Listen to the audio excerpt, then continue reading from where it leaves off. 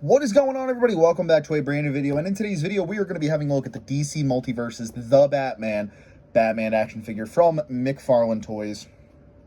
Yeah, here's the figure. Now, I technically kind of already have this figure. I have like 90% of it. The only other, what I mean by that is I have this figure, I just have the unmasked version. I do not have him with the cowl, and now I finally do. We are going to do some comparisons with that other figure today. But on the back, you get a nice picture of Batman recreating a scene from the movie. Now, I think Mcfarlane Toys just re-released this Batman. I know it's been released in a it wasn't a 4-pack, it was like a 6-pack with all the Batmans from the movies.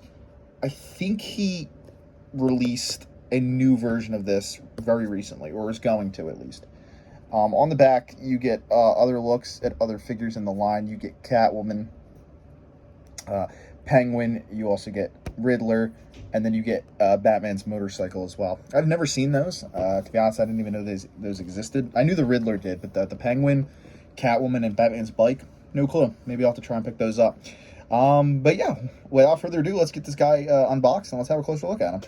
Alright, so here we have the figure all out of packaging. Now, like always, before we have a look at the figure, we're going to have a look at his accessories. So, first thing he comes with is a standard black base with the DC logo on it. Yep, typical black base that they always give you.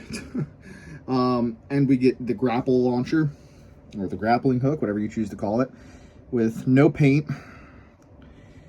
Typical Mcfarlane fashion. Let's be honest here. I think we all know by now, Mcfarlane Toys has been so fucking lazy with DC. A part of me really does wish he would just give up the fucking rights and give them to another company.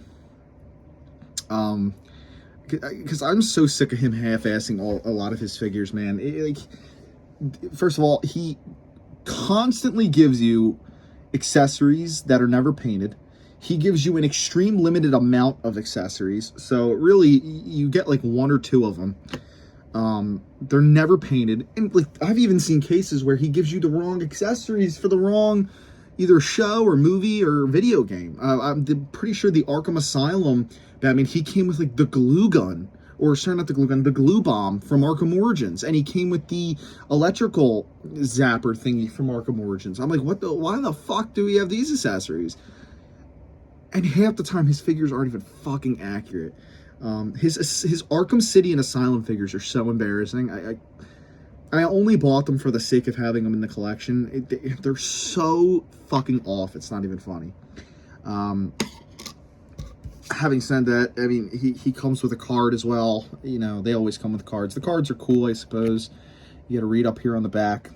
It says the Batman is 2 years into his role as Gotham City's embodiment of vengeance, a nocturnal vigilante who strikes fear into the hearts of criminals. I'm going to try and get this to focus. A reclusive scion of Gotham's richest family, questioning his family's legacy. The world's greatest detective stalks the streets at night, employing a lethal combination of mental mastery, physical strength, expert technology on his journey to becoming the city's symbol of hope. Sorry, I was trying to read that through the camera, and it's really unfocused. I can't get the fucker to focus. But yeah, cool card. Anyway, having said that, as I was just, you know, ripping into Mcfarlane Toys, I gotta be honest, their Batman's actually pretty good. Surprisingly. This is actually not a bad representation of the Batman. I actually think he did a really, really good job with this figure. Again, shockingly, because again, their Arkham figures are fucking horrible. Their Batman Begins figure was also pretty bad. Not in terms of quality or articulation. He's always been good at that. The quality and the articulation has never been in question. It's just always either been the proportioning or the lack of accuracy towards the source material. But like I said, I think he did actually a pretty good job here. The proportions are not bad. His arms are a little long. They're a tiny bit long. They should probably only come to about like here. And they're a little long. And the proportioning there is not great. And the legs are a little thin. His legs are a bit lanky. But aside from that, man, he looks great. I mean, I think the head sculpt looks really, really good. You know, that looks like Robert Pattinson, especially in the lips. Man, the logo looks great. The way the cape comes around all looks good. I mean, there's an extreme amount of detailing. Here, I'll bring in the other Robert Pattinson Batman that I have. Hold on one second. Zoom out a little bit there. Here's the other Robert Pattinson Batman. This is the maskless one. It's literally the exact same figure, except he, again, he has no mask. And he has like this hood. You can see the hood or the cowl draped back, which again isn't accurate to the movie, but yeah, I mean, I think they look pretty good together. And yeah, they look pretty good side by side. You know, again, there's really no difference aside from the head sculpts. But yeah, man, this is just a great looking Batman. I love this head sculpt. I'll keep saying it. This head sculpt looks phenomenal. I mean, that looks like Robert Pattinson as Batman. They got the Bat logo really well done. The cape is this rubber material. It's very short, just like it is in the film. You know, he looks good, man. You know, he's already, Robert Pattinson is like one of the best looking Batmans in my opinion. And again, surprisingly, they captured him really, really well. Now we can put his grapnel launcher in his hand. They have it on a peg, so it lays straight flat because it's meant to look like it pops right out of his sleeve. And then he shoots it up like that. It's really meant to just look that way. That's how it is in the film. So he just has the ability to pop it out right like that, and then go. Probably won't keep it displayed like that, even though it does look a little wonky that he has just a straight hand. Try and get this fucking thing out. Really stuck in there.